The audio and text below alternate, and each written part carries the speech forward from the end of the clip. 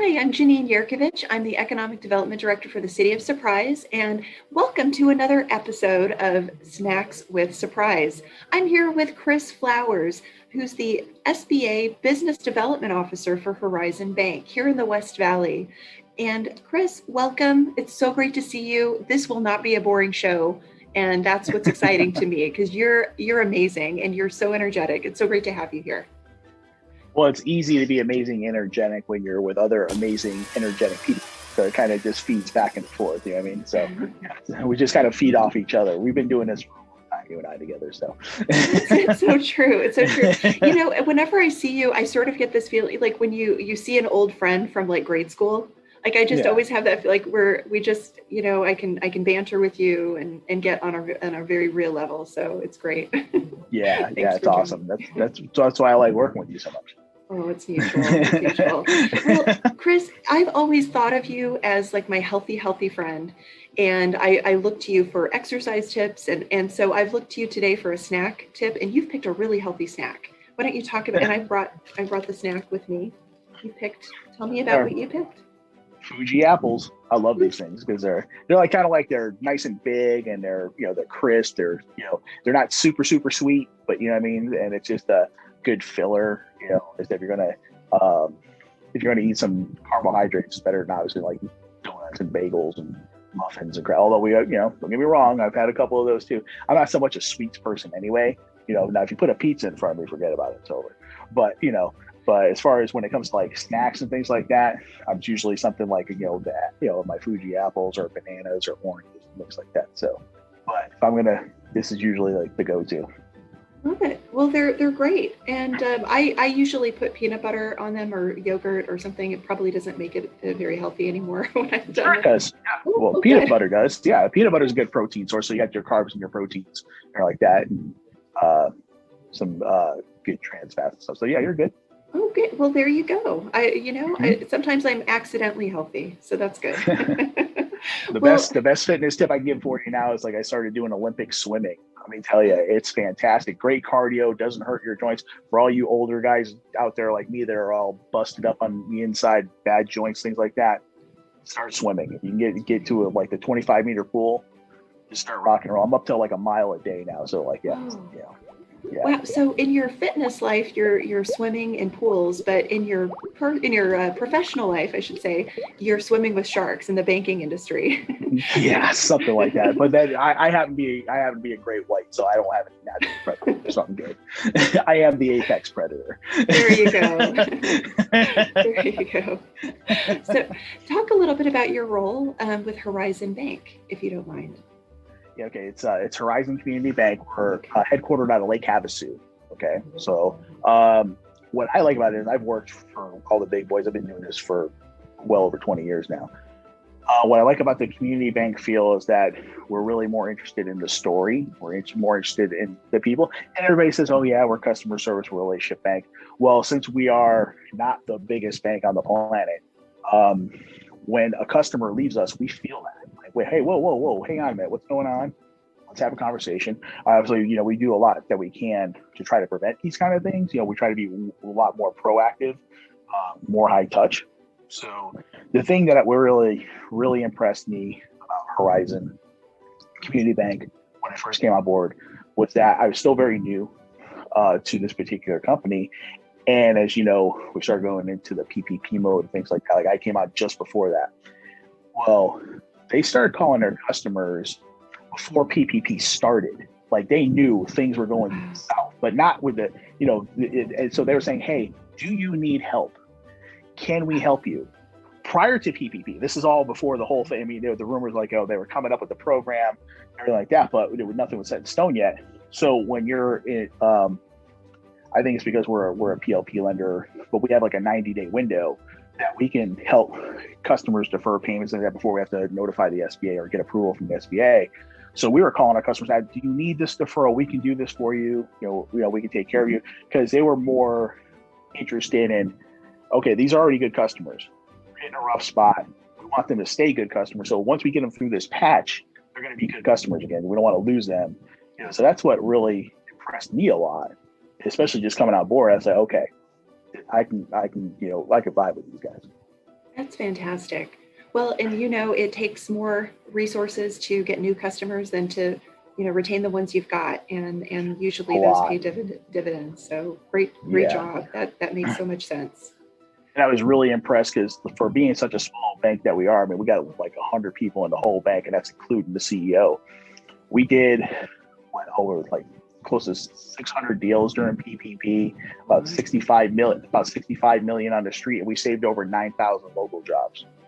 Oh my goodness. Well, thank you on behalf of all of my economic development colleagues who also Yeah, also hope to retain jobs. yeah, Thank you. yeah. No, Appreciate it. that was I was the whole team. Like when we were all hands on deck, we all came together. We all stepped up, and we did everything we could possibly do to help as many people as we possibly could. That's awesome. Well, Chris, I wouldn't be a good friend if I didn't mention you have an awesome podcast. Talk just a second about the podcast, and then I'm going to ask you a lot of other crazy questions. Oh yeah, no, not a problem. So the podcast I have is called "Here's the Deal." Because whenever, and Janine, you probably heard me say this about 1,000 times. Whenever I start talking to somebody, I start saying, "Okay, here's the deal." That's when stuff's going to start happening. That's where we're going to start getting down to business. So everybody knows when I'm talking to them, it's okay. Here's the deal. That's kind of like my catchphrase, I guess, if you will. So that's what the show's all about. It's about being, like I said, I've been 8 years prior military, and I did not come from a financial background. I came from 2 combat MOSs.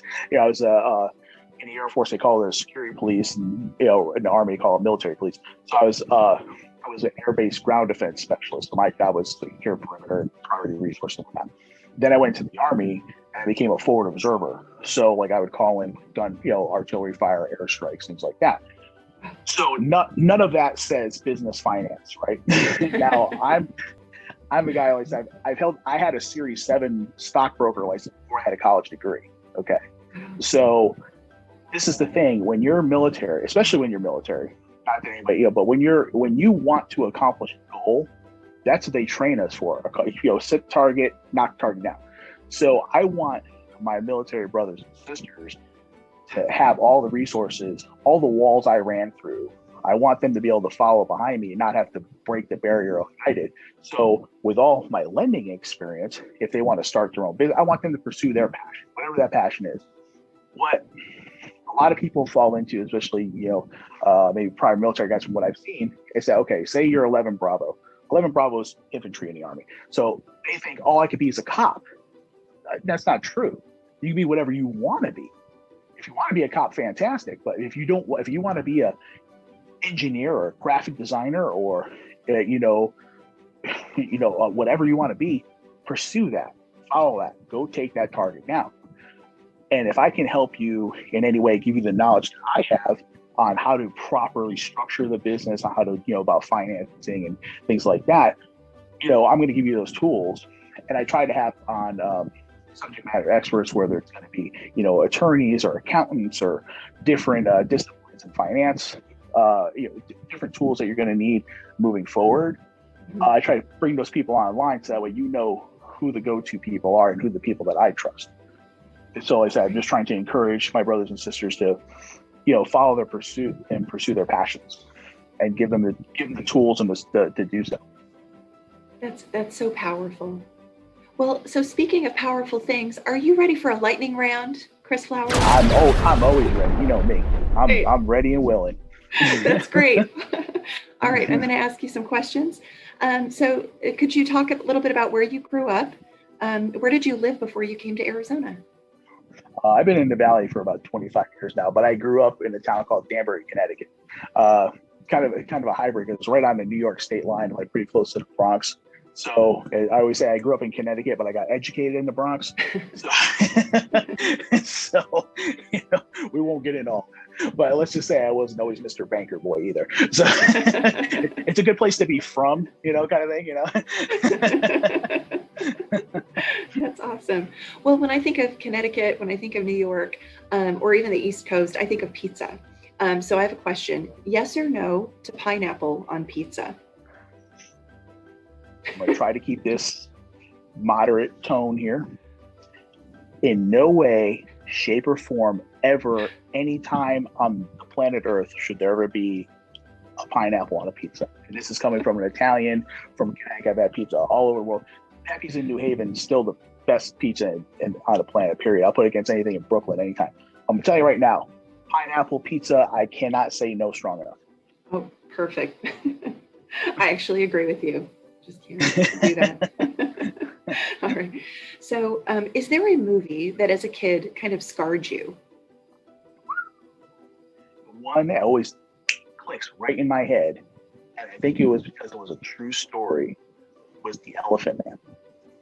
I mean, I remember remember when like Freddy Krueger came out, at Nightmare on Elm Street, and Friday the 13th, and Halloween, and all that.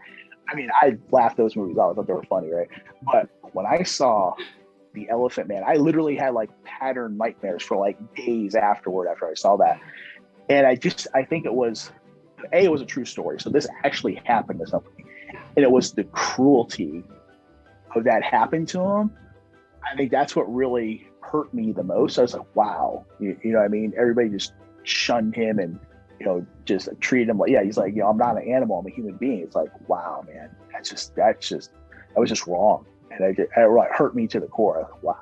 Yeah, I know. You have such a big heart. That doesn't shock me. I know. I won't tell anybody. I want to ruin my rep here. My kids, they understand. Like, okay, don't, you got to follow the rules, or else Dad will get on it. Now they know. They call me a big teddy bear. Like, okay, yeah, all right, teddy bear, calm down. They see right through me. The kids do. The kids always do. Right. Oh man. Well, Chris, in your role with Horizon Community Bank, I know you help a lot of businesses, but what's your favorite thing about your current role at your job? Part of it is, when I first start talking to people, okay, and I got to get to know them. I got to get to know the business. I got to get to know what's going on, what their goals are. So I hear the dream. I can hear it. And a lot of people, they're very passionate about it. You can hear that in their voice, their inflection, things like that. I want to do this, da, da, da. So that's cool. So like, I try to see what I can do to try to help them accomplish that dream. And, and I get compensated for that, of course, too. I'm not volunteering my time here, but it's, but at the same time, it's like, I want them to pursue their, like I said, with the podcast, I want people to pursue that passion. I want to be able to pursue their dream. If I can help them accomplish that, that's fantastic. So when I get to go to a ribbon cutting, or I get to go like tour like a facility and things like that, and I get to see it, like they're beaming pride. You can just feel it. Like this is like their baby. This is like, you know what I mean? So that really gets me excited. Those are the best. Because then you see it come. Like, okay, we started as a concept, now bam, it's the reality. Yes. Yeah. Oh, 100%. So at your job, maybe what's your career highlight that you're most proud of? It's really something off topic. It's not so much of a business accomplishment. Yeah, we've booked deals, blah, blah. Okay, and that's all cool. Made a couple bucks. Okay, that's great.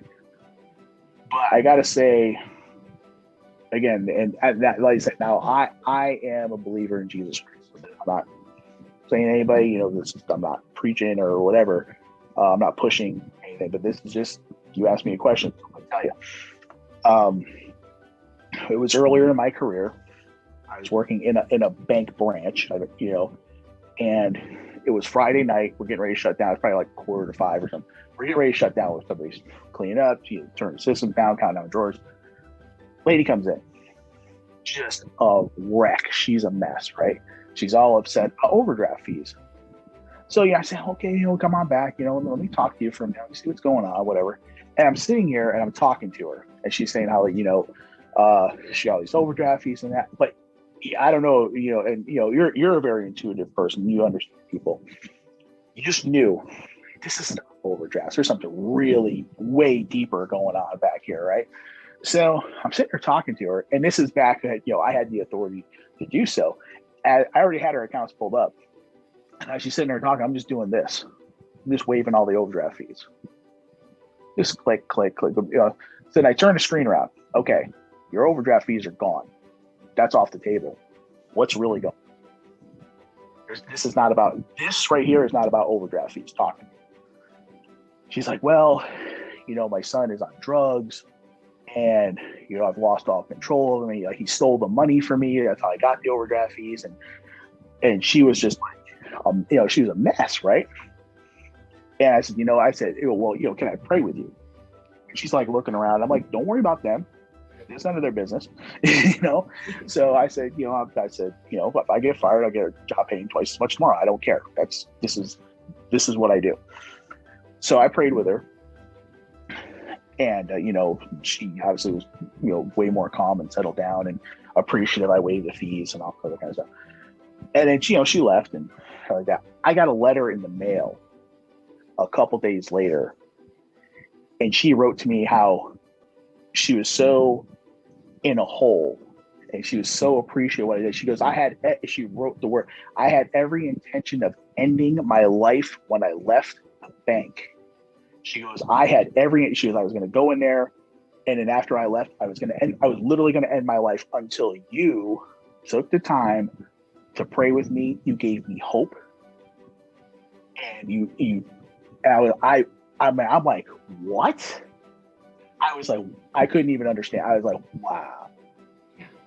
Yeah. So, I've booked deals. I'm going to book more deals, and we're going to open up some business. We're going to create some jobs. And I love that part too. Don't get me wrong, but nothing will ever come. It's just like, wow. That's amazing. Well, it just kindness goes a long way, and yeah, that's absolutely that's a beautiful story. Thank you for sharing that. Oh yeah, no, not a problem. Well, and back to another question, and I know you've got a great upbringing back in Connecticut. What's you've talked about your favorite food. Your mom's a great cook. What food would you eat for the rest of your life if you could only have one food? Oh, hands down, happy my mother's spaghetti and meatballs. So my mom makes the best meatballs. The sauce. Like a lot of people when they grow up, right? Sunday morning, they might smell pancakes or bacon. Well, in my house, you can smell sauce cooking. You can already smell the sauce cooking. And that's what I grew up with. So when I say if I had to eat one food the rest of my life, that'd be my mom's spaghetti and meatballs. Because I can't. Everybody, my kids, my wife are like, oh yeah, your sauce is great, whatever. But to me, it's just not as good as hers, and it never will be. It's just always missing something. I don't know what it is. So if I had to pick one, I wouldn't even pick my own spaghetti. I would pick my mom's. So if I had you over with that stuff from the can or the jar, that would just not work. That's what you're telling me. I would grab some apples. Like that. I wouldn't blame you. Not a can of Chef Boyardee or anything. So. No, I'm gonna have to pass on that one. Although I'd probably take that over pineapple on pizza, though. I'm gonna tell you that right now. If I had to go that route, I could throw a little garlic. A little basil on there or something like that. Pineapples on pizza, no. Sorry, no, ain't happening. Oh my gosh. Well, Chris, last question. Are you binge watching anything right now, or do you have any recommendations of anything you're watching or have watched? What I really liked just recently was on Apple TV.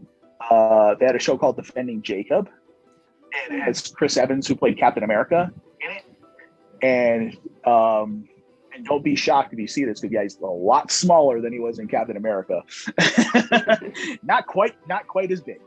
So yeah, but it was just a great show where he was like, he was actually an assistant district attorney. I won't ruin the show, but there was a lot of plot twists and things like that. So it was pretty cool. Some people are upset about the ending a little bit. They're kind of, that was kind of like a big thing on the blogs and stuff like that. Like the ending so much or something like that. But I thought it was pretty good overall. I enjoyed watching. I was like, oh yeah, I was like getting ready to do the next episode. I think it was like 6 or 7 of them. So it wasn't like a very long series, but I liked it. Go. Well, I can't wait to check it out. That's great. Well, thank you for joining me for the lightning round with Snacks and Surprise. And thank you for playing along with me on today. And so anything you can tell us about how to get a hold of you, either on your website, anything, or how to get a hold of you with Horizon Bank, or how to find your podcast. Yeah. Well, the podcast is distributed all over. I have it on Anchor, and then they kind of distribute it out. But the one thing I want to say, I want to say thank you to the City of Surprise, because you guys have partnered up with me, and I now record the show from the AZ Tech Accelerator with Julie Neal. That's her baby over there. So I wanted to thank you guys very much for partnering up with me and being such a good business partner for businesses, and especially for veteran-owned businesses. In the West Side. So I greatly appreciate being able to do that. So thank you very much for that. You can get a hold of me if you have any questions about lending or things like that, or about your business. It's just Chris F at horizoncommunitybank.com, all spelled out. Or you can call me at 623-308-9732. Fabulous. Well, I know everybody will want to be your best friend after this interview. Just, you're just so much fun. I know everybody will know exactly why I love working with you after this interview. It's only because I have the checkbook and I'm willing to like put some money out there in the street. That's why most people want to talk to me. I mean, hey, yeah, the other stuff's cool too. But you're also healthy. You're also nice and have such a great heart and a great sense of humor. So thank you for playing along today. It's been such a pleasure spending time with you. Always good to spend time with you. Thanks so much, Ian. Thank you.